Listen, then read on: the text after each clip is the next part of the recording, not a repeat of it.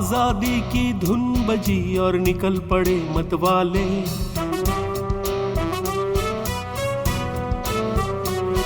ओ आजादी की धुन बजी और निकल पड़े मतवाले।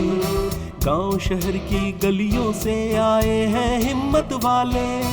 बांध कफन जब घर से निकले बलिदानी की राहों पर। झूम उठा सावन मौसम का गलियों और चौराहों पर।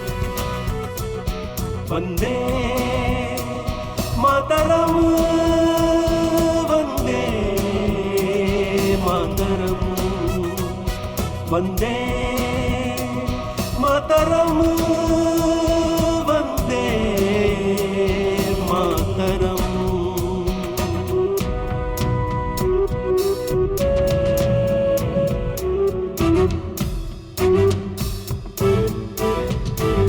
क्या होगा आगे वह कब सोचा है कोई जो उसको रोका है। मर जाएगा मिट जाएगा माता की एक पुकार पे। कट जाएंगी जंजीरें उसके नजरों की धार से। जमी कभी रुक जाती है चलती है उसकी चाहों पर। झूम उठा सावन मौसम का गलियों और चौराहों पर। वंदे मातरम, वंदे मातरम, वंदे मातरम, वंदे मातरम। नमस्कार, मैं विवेक मिश्रा, कहानी वीर क्रांतिकारियों की में आप सभी का स्वागत है। आज हम बात करेंगे एक ऐसे क्रांतिकारी के बारे में जिन्होंने किशोर अवस्थाओं में कई ऐसी गतिविधियां की जिनकी चर्चाएं लोग आज भी करते हैं। जी हाँ, चंद्रशेखर आजाद, जिनके बचपन का नाम चंद्रशेखर तिवारी था, जिनका जन्म 23 जुलाई 1906 को ग्राम भावरा, जिला झाबुआ, मध्य प्रदेश में हुआ था, जिनके पिता का नाम सीताराम तिवारी और माता जगरानी देवी थी। आजाद बचपन से ही अन्याय और जुल्म के विरोधी रहे, या उनके साथ हो रहा हो या किसी अन्य के साथ। आजाद की मां उन्हें संस्कृत का विद्वान बनाना चाहती थी, इसीलिए उन्हें पढ़ने के लिए काशी भेज दिया। परंतु आजाद का मन पढ़ाई में कहां लगने वाला था, जिसके रक्त के हर एक बूंद से देशभक्ति की धारा बह रही हो, जो अपनी मातृभूमि को अंग्रेजों की दास्ता से मुक्त कराना चाहता हो। एक ऐसे समाज की स्थापना करना चाहते थे जहां बिना किसी भय और डर के खुली हवा में सांस ले सके। इसके बाद आजाद गांधी जी के असहयोग आंदोलन में कूद पड़े। काशी में उनकी मुलाकात मनमथनाथ गुप्त और प्रणवेश चटर्जी से हुई। उन्होंने उसे अपने मिशन में शामिल होने के लिए आमंत्रित किया। इसके बाद उनकी मुलाकात प्रसिद्ध क्रांतिकारी रामप्रसाद बिस्मिल से करवाई। इसके बाद वो उनके संगठन हिंदुस्तान रिपब्लिकन एसोसिएशन के सदस्य बन गए। 1919 में जलियांवाला हत्याकांड में हजारों लोग मारे गए और इस नरसंहार ने आजाद के मन चेतना पर गहरा प्रभाव डाला। आजाद ब्रिटिश साम्राज्यवाद राज को भारत से मुक्त कराने का प्रण बना चुके थे। सुनो, हम 2 तीलियां एक साथ जला सकते हैं। और हम 5। क्या 2-5 कर रहे हैं? हम सारी तीलियां एक साथ जला सकते हैं। अरे बहुत ही आसान है। सारी एक साथ? तुमसे नहीं होगा, हम बता रहे हैं। हाँ। सारी चलाएंगे। तुम हमें चुनौती दे रहे हो। हाँ। चंद्रशेखर के लिए कोई काम मुश्किल नहीं है। अरे तुमसे करते हैं। अरे लो तुम करो, इसको लो चलाओ। देखो,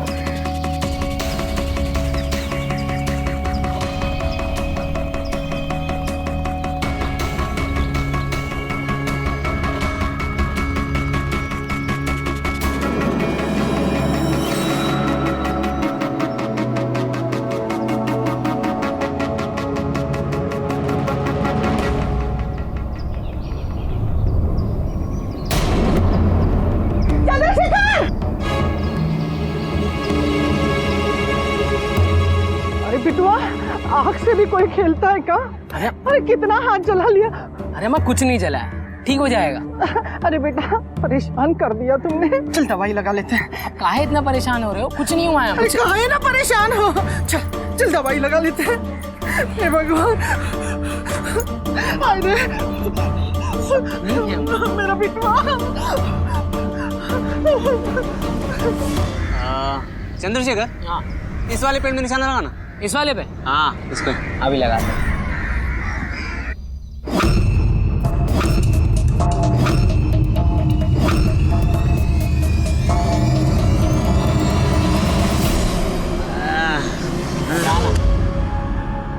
अबे इस पे तो कोई भी निशाना लगा देगा।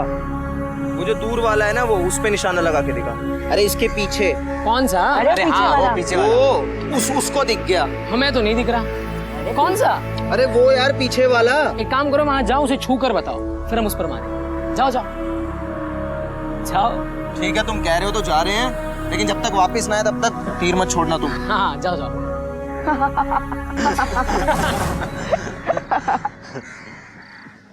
ये वाला। हाँ हाँ वही वही, आओ। कितनी दूर तक दौड़ के गया। उस वाले पे जो छुआ था ना अभी, उस पे निशाना लगाना है। अरे वो पेड़ तो यहीं से दिख रहा था, खामा कहाँ भाग के चले गए? हाँ क्या कर रहे? लाओ।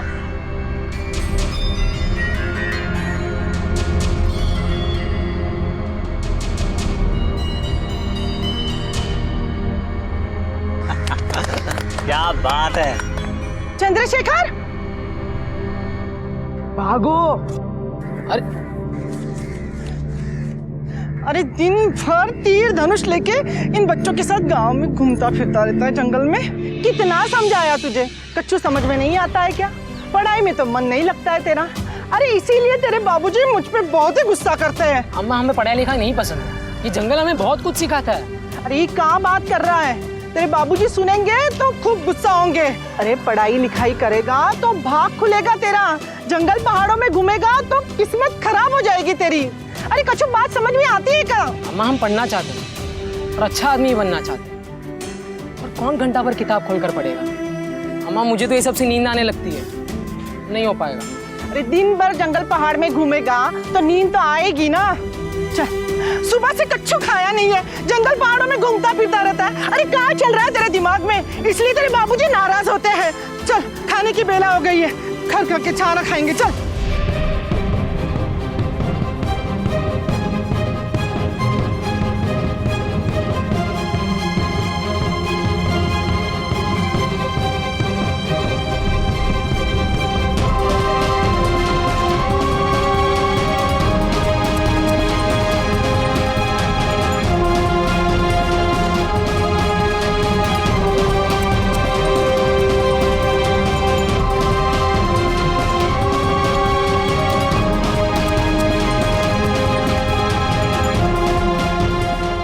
गुरुजी, हम भी कुश्ती करेंगे।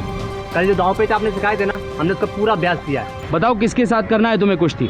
अपने साथियों में किसी एक को चुन लो, उसके साथ तुम्हारी कुश्ती करा दी जाएगी। गुरुजी, हमारी बड़ी इच्छा है कि हम चंद्रशेखर के साथ कुश्ती करें और इसको हराएं भी। चंद्रशेखर, इधर आओ।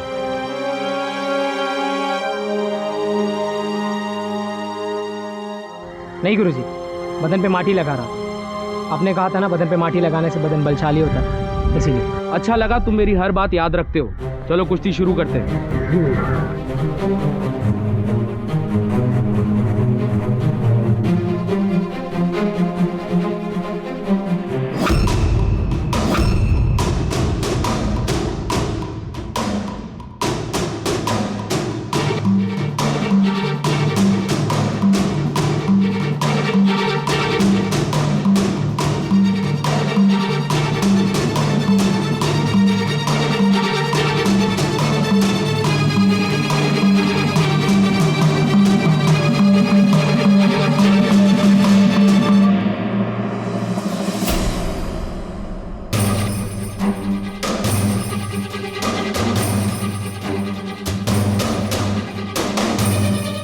गुरुजी, ये तो इतनी सी बल में चित्त हो गया। थोड़ा और बल लगा था तो इसकी हड्डियां टूट जाती। शाबाश, बहुत अच्छी कुश्ती की तुमने। कल से दूध और घी खाना थोड़ा बढ़ाओ, जब भी चंद्रशेखर को हरा पाओगे। जी गुरुजी।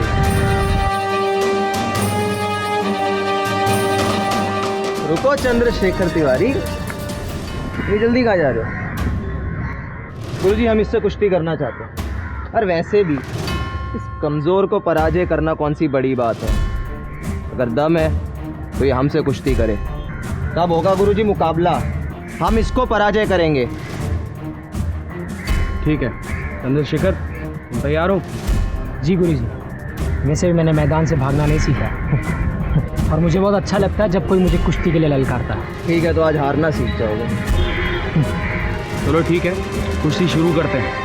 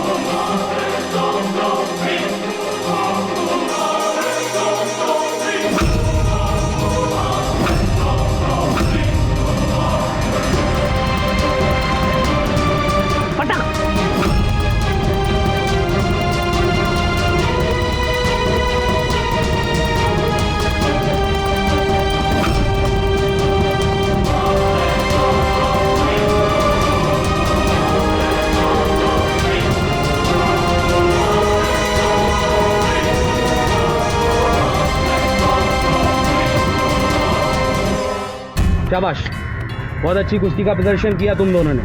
चंद्रशेखर तो बहुत सारे दांव पेच सीख गया है, और अभ्यास जारी रखना होगा। निरंतर अभ्यास से ही कुशलता प्राप्त होगी। तुमने भी काफ़ी अच्छा प्रदर्शन किया।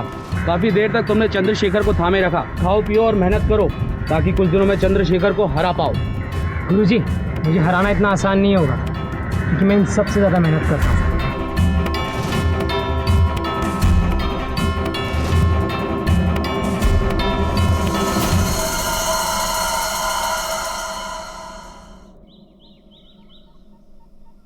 भैया देखो ना, पेड़ पे इतनी लंबी लंबी इमली लटक रही है। मेरा मन तो ललचा रहे ना खाने के लिए, तोड़ दो ना। हाँ भाई, कितनी बड़ी इमली है। रवि बता रहा था कि जब माली नहीं था ना तो उसको तोड़कर खाई थी। बहुत मजा आएगा, तोड़ना।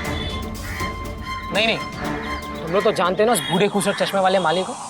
अगर उसने हमें देख लिया इमली तोड़ते हुए, तो मेरी बापूजी से शिकायत कर देगा। वो बहुत बड़ा चढ़ा कर बोलता है। मेरे बापूजी बड़े गुस्सैल हैं, पता नहीं मेरी पिटाई भी कर देंगे। अरे नहीं तोड़ सकते तो बोल दो ना, क्यों बहाने लगा रहे हो तुम?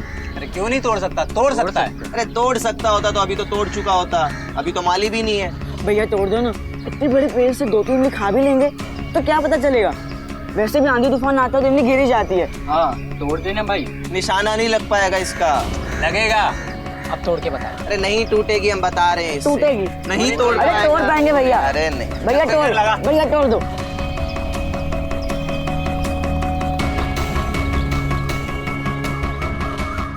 ये कहा था ना, कैसा लगा हमारा निशाना?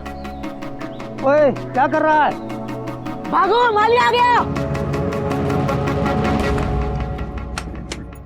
शेखर! शेखर!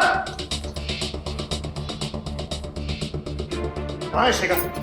कहाँ है तुम्हारा लड़का? यहाँ तो बैठ के दूध पी रहा था, दूसरे कमरे में गया होगा।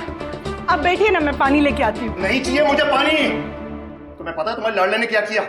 उसने आज फिर शैतानी की है। बार बार मैंने मना किया है कि उस बगीचे में मत जाया कर, फिर भी वो मेरी बात नहीं मानता। गज्जन माली वो बता रहा था कि 4-5 बच्चों के साथ उसने वहां पे जाके खूब धमाल मस्ती करी है। कई पेड़ों से उसने इमलियां गिरा दी, तोड़ी है उसने इमलियां। उस बेचारे की इमलियां खराब हो गई। उसने वो टूटी हुई टहनियां दिखाई हैं। गिरी हुई इमलियां वो उसकी किस काम की? वो सब इसकी नासमझी के कारण हुआ है। अब शांत हो जाइए। अरे वो 2 कौड़ी का माली मेरे पास उसकी शिकायत लेकर आता है। तुम सोचो मुझे कितना बुरा लगता होगा। मुझे अपने आप से शर्मिंदगी होती है। बच्चा है, नादान है, गलती हो जाती है, माफ कर दीजिए ना उससे। कितना समझाया लेकिन समझता। रुको, क्या किया तुमने गज्जन माली के बगीचे में? बापूजी मैंने तो सिर्फ एक ही इमली तोड़ी थी। अच्छा, अब तू उस बूढ़े माली को भी झूठा कह रहा है। तुम ही सच्चे हो, सारा गांव तो झूठा है। मैंने तुम्हारे को मना किया था तो तुम वहां पे लड़कों के साथ क्यों गए? बापूजी वो तो माली हम लोगों ने सिर्फ सवाल लड़ता है मरी से। देख रही हो अपने लाडले की हरकतें को? अरे जी तो करता है इसकी जुबान खींच लूं मैं। एक तो गलती करता है और ऊपर से मानता भी नहीं। अरे ढीठ हो गया है, ढीठ। बच्चा है ना समझ है, पड़ोस के 3 बच्चे मिलके इससे ये काम करवाते हैं। धीरे धीरे समझ जाएगा, ठीक हो जाएगा सब। ये ठीक नहीं होगा, इसकी शरारतें दिन पे दिन बढ़ती जा रही हैं। तुम अभी के अभी वहां जाकर उस माली से माफी मांग कर आओगे, बस। बापूजी, मैं उस माली से क्षमा नहीं मांगने वाला। वो बहुत झूठ बोलते हैं, बड़ा चढ़ा कर बोलते हैं। वो चाहते हैं कि आप हमें पीटे और आप उनकी बातों में भी आ जाते हैं। तू नहीं सुनेगा। ना छोड़िए ना, इसे क्षमा करिए। कल को इसको कुछ हो गया तो हम क्या करेंगे? ना, इसे माफ कर दो, इसे माफ कर दो। चुप हो जाओ, चुप हो जाओ तुम। से इसकी बदमाशी की सजा मिलनी चाहिए। और तुम्हें लगता है ना तुम्हारा बहुत ज्यादा लाला, तुम भी निकलो इसमें से, निकलो। ना, इसे माफ कर दीजिए। ये सब तुम्हारे लाड़ प्यार का नतीजा है। इससे एक काम ठीक से नहीं होता है। ना ये पढ़ता है और ना ये कोई काम धंधा करता है। दिन भर दोस्तों के साथ में ये धनुष लेके वो जंगल में घूमता रहेगा। तुम्हें नहीं निकालेगा इसके साथ में? निकलो, निकलो, निकाल, निकाल। अरे मेरे बेटुआ! आज के बाद अपनी शक्ल मत दिखाना। ये घर के दरवाजे तेरे लिए हमेशा के लिए बंद हो गए। निकाल। तुम छोड़ो ना।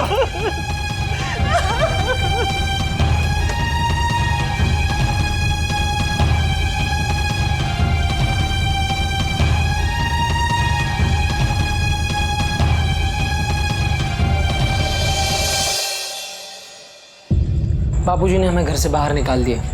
अरे तो क्यों नाराज हो उनसे? माफी मांग लिया। अच्छा एक बात बता, खाना ना खाया कि नहीं खाया? और तुझे ये डर और लगता कि नहीं लगता? घूमता रहता है, यहाँ जानवरों को बहुत आतंक है। अच्छा चल बैठ। डर तो लगता है, पर क्या करें? बापूजी के गुस्से से बचने के लिए इसके अलावा कोई उपाय ही नहीं है।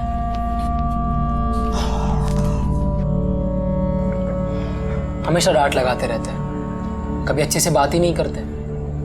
उन्होंने ही घर से बाहर निकाला हमें। अच्छा ठीक है, तुम कुछ दिन यहीं रुक जाओ और यहीं से पढ़ाई लिखाई करो, और जब तुम बोलोगे मैं तुम्हें छोड़ दूंगा। मैं चाचा जी से बात करूंगा, शायद वो मेरी बात मान जाए। अरे तुम उनके बच्चे हो और तुम्हारी कमियों को इसलिए निकालते रहते हैं ताकि तुम एक बेहतर आदमी बन जाओ, और वो तुम्हें बहुत प्यार करते हैं। नहीं, अब हमारा घर जाने का मन नहीं है। जब तक बापूजी बुलाने नहीं आएंगे हम तब तक नहीं जाएंगे। माँ की भी बात नहीं सुनते। क्या कोई बाप अपने बेटे को ऐसे घर से बाहर निकालता?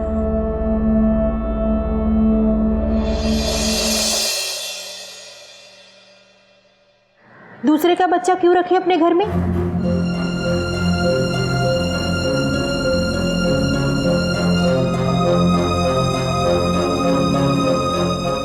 कुछ हो जाए तो कलंक अपने ही माथे लगेगा।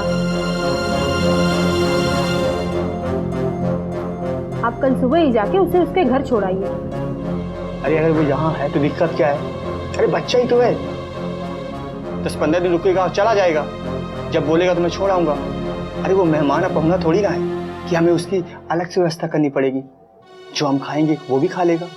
10-15 दिन? 10-15 दिन क्यों रखोगे आप उसे? अपना बच्चा तो संभलता नहीं है, दूसरे के बच्चे को रखोगे। आपने देखा है कितना गुस्सैल है वो। ऐसे बच्चे को कौन संभाल पाएगा? पढ़ाई में उसका मन लगता नहीं है, बाप से उसकी बनती नहीं है, कल को हमसे भी झगड़ा कर लेगा। आप मेरी बात मानिए और उसे कल सुबह छोड़ आइए। अच्छा ठीक है, तुम शांत रहो, कल बात करेंगे। लेकिन आखिर वो हमारे चाचा का लड़का है, मेरा छोटा भाई है। अगर कल उसे कुछ हो गया तो हम किसी को क्या मुंह दिखाएंगे? हमने थोड़ी ना बुलाया था उसे, खुद आया था वो। अब वो जो चाहे वो करे। अरे धीरे बोलो, चुप नहीं रह सकती। अगर आजाद ने सुन लिया तो उसे कितना बुरा लगेगा। सुनता है तो सुनने दो, मेरे सर से झंझट कल ही हटनी चाहिए।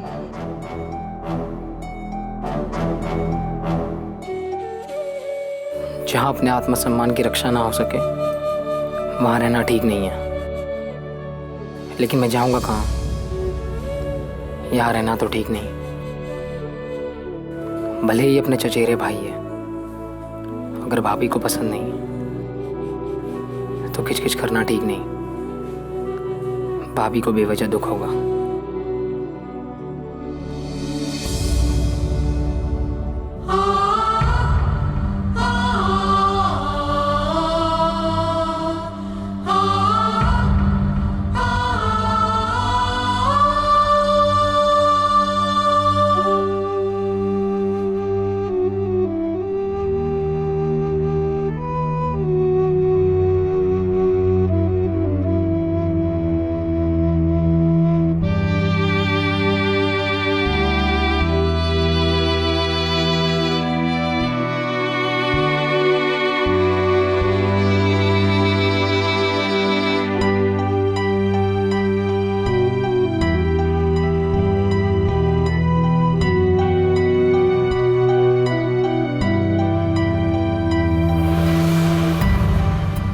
चंद्रशेखर बेटा उठो उठो, जल्दी से उठो उठो उठो उठो उठो, चलो जल्दी से मुंह हाथ धो लो। हाँ, स्कूल में जाना है ना, जल्दी करो। हाँ, अच्छा बेटा।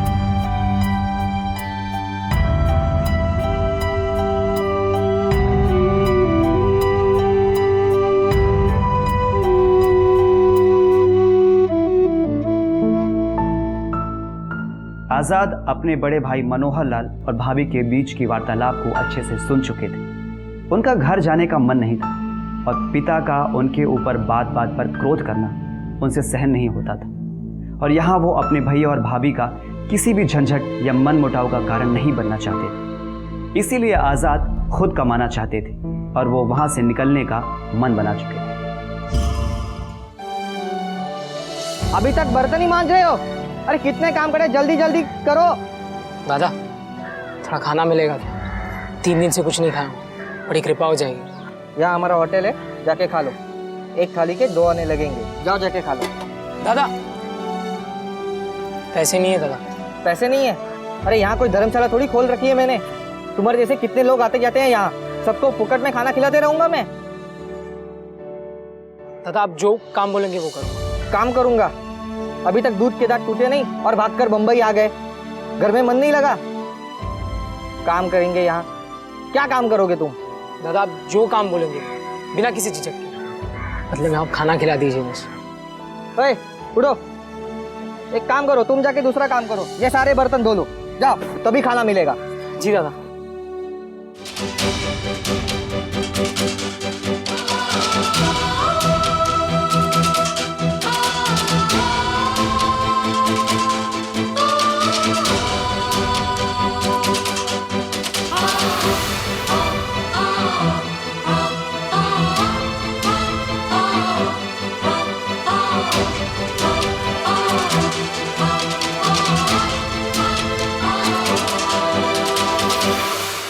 लो भाई खाना खाओ।